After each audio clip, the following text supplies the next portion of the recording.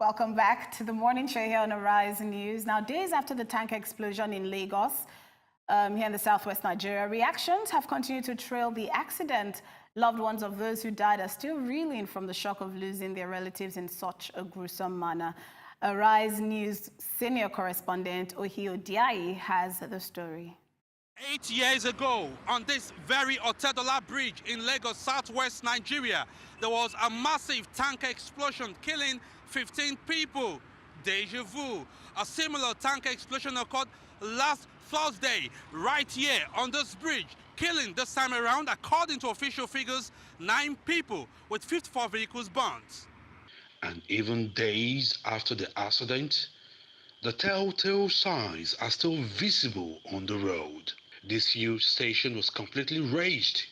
Now, Arise News has obtained a video showing the truck just before the accident. We'll fold our arms and watch. Let's see how it pans out.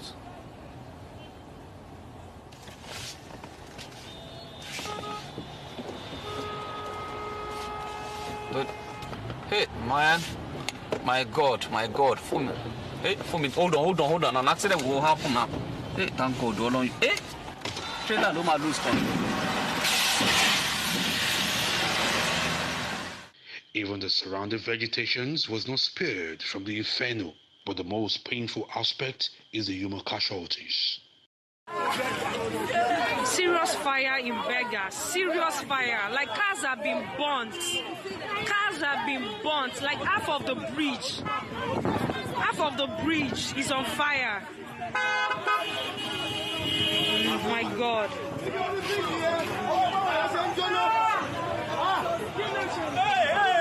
People were actually in this fire. Cars, a lot of cars and people. Even now, some are still looking for their loved ones. In the usual knee-jerk reaction to issues, the government has restricted tankers to designated routes, while giving 30 days ultimatum for articulated vehicles to obtain roadworthiness certificates. But take a look at this tanker. Only in Lagos, Nigeria, leaking tank, Jesus Christ, it's leaking. Certainly, a lot still needs to be done. Ohi Odiaye, Arise News. Yeah, that's sad. Well, we're joined now by the executive director of THISDAY newspaper, Emmanuel Efeni, to discuss some more on the tanker explosion. Welcome to the morning show. Good morning to you, C. Good morning, Stephanie. Yes, it's such a, it's a sad incident that occurred, but I'm glad that it's sparking conversations. People are actually now talking about it. But my fear now is this becomes like other incidences in the past. Like we talk for like 1 week and then we stop talking. Yeah. Do you see this happening? Well, quite horrendous tragedy on the road. The number of persons that lost their lives in such a horrible manner. Fire, if you see the remains, charred remains of burnt human beings, not something that is sightly. It's not something we just talk about and leave it at that. Elsewhere in the world, some people will resign. Yes. Persons will lose their job. There will be inquiries. Yes, the Lagos state government, they're already investigating and they've come out with what they call preliminary reports of how that incident happened. The tanker, apparently, the truck was built in 1999 in the USA as a drilling low-bed vehicle to carry 15,000 tons. But it was converted in Nigeria to a 30,000 tanker carrier. That is negative ingenuity. And if you see that truck, the Otedola Bridge, for those who know that area, I pass that route every day, every blessed day. I was just it was just God's grace that I was not there at that time. The bridge itself is like a valley. So you come down from the mobile filling station into the bridge, then you ascend to the big signboard welcoming you to Lagos and saying Odabo to people going out of Lagos.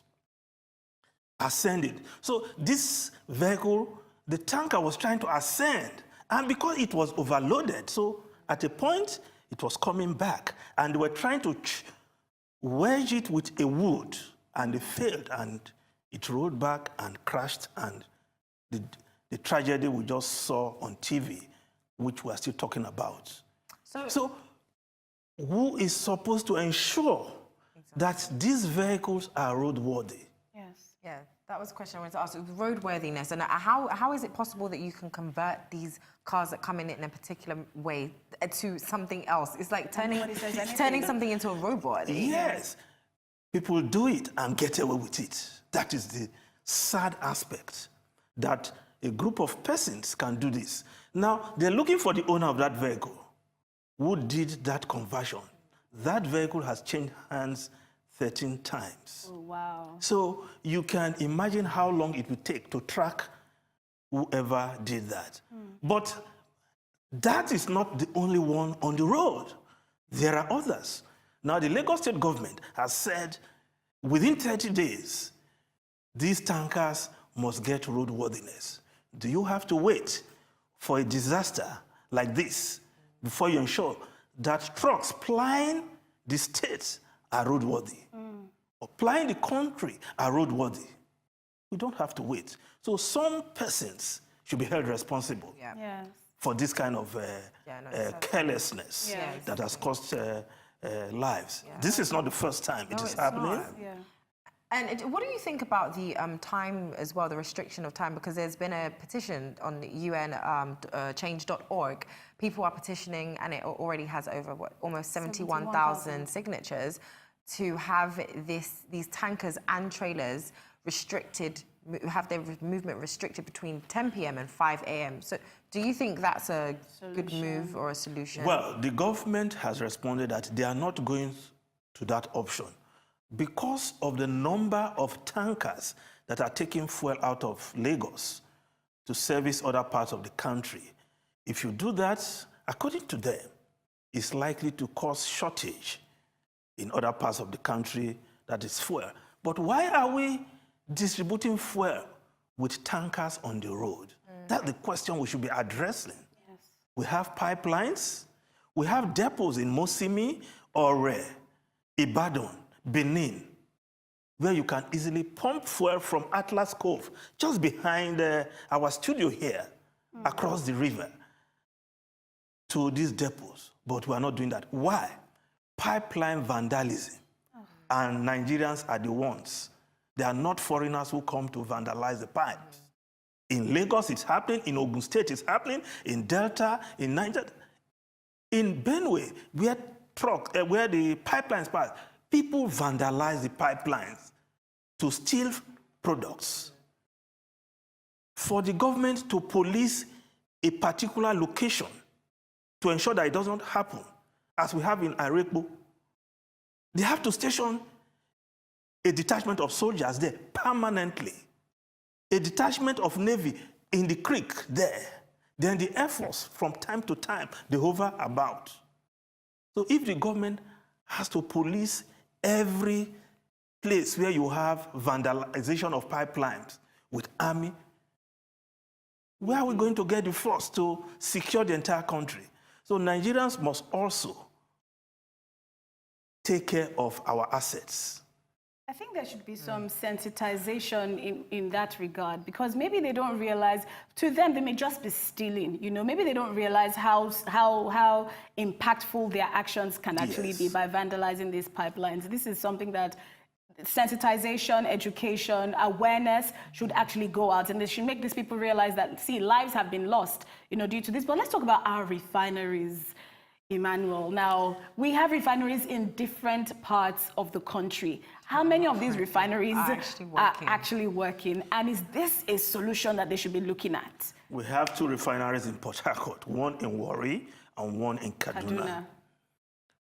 Consistently, they have been performing below capacity. Over the years, different administrations, monies have been spent, chunk of money in dollars, to carry out turnaround maintenance of these refineries. At the end of the day, they still don't produce at capacity. Under this administration, they've been going on with that. Should we privatize the refineries? Should we sell them off? Should we carry out repairs? Of course, they agree that they should carry out repairs. But as I speak, as of December, the Minister of State for Petroleum, Ibe Kachuku, said he was waiting for approval from the president, who is the Minister of Petroleum anyway, for the go-ahead to be given. Up till now, I'm not sure they have commenced that maintenance. Our refineries are not producing at capacity. Otherwise, we shouldn't be importing fuel. Yes. Perhaps we are waiting for Dangote, who is building a refinery. Super refinery. So let's hope a private sector-driven approach, as well, in the case of Dangote refineries, will solve some of this problem. But what we are talking about is distribution. Yes. How do we distribute the fuel? If Dangote refinery comes on stream, how is it going to distribute the products? Is it the same tanker? Why are we not exploring the rail option? So that was going to be my next question. I know one of these companies, was it not Owando, tried to use the rail. Was it like 2004 or so? Some years ago, they actually tried the rail option, but somehow that just stopped. It was sabotaged, according to information. We have rail line from Apapa, where all the depots are. We have rail line from Apapa every day. Some of our colleagues use train from Apapa to Agege. So there's rail line. At one point, you will see tanks on rail. They were parked and abandoned here in Apapa. So why are we not using that option? If there's sabotage on the way for such, then the government must provide security. But also, for every tanker that leaves Apapa and takes fuel up north, there's what they call the Petroleum Equalization Fund. They are paid. So those who are benefiting from that will not want the tanker option on the road to stop. But the government must summon the will to do what is right, what is proper, what is contemporary, the best practices around the world. We cannot be having tankers struggling with cars. Yeah. Even the mere fact that you are driving beside a tanker loaded with fuel is scary because anything can happen. Yes. You saw the case of a leaking tanker with the man at the back holding it. In place. The spark from the silencer or the exhaust pipe of another car can't ignite fire. Yes. Somebody even And throwing a cigarette stick out of the window. And that would be not it. Knowing what happened So there's a 2 lot minutes of ago. risk Nigerians go through. Every day. And the government has to wake up.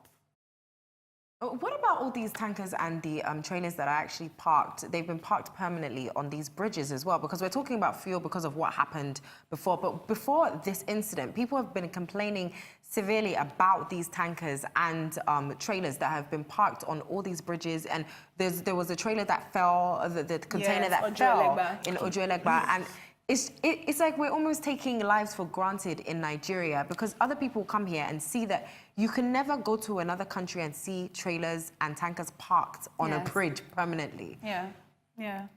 It's happening. They stop them from parking on Apapa Bridge. Yeah. But from here, if you go to Fadei Bridge, Duamlong Bridge, every morning, you still see them. They are parked there permanently, causing heavy traffic for commuters and drivers.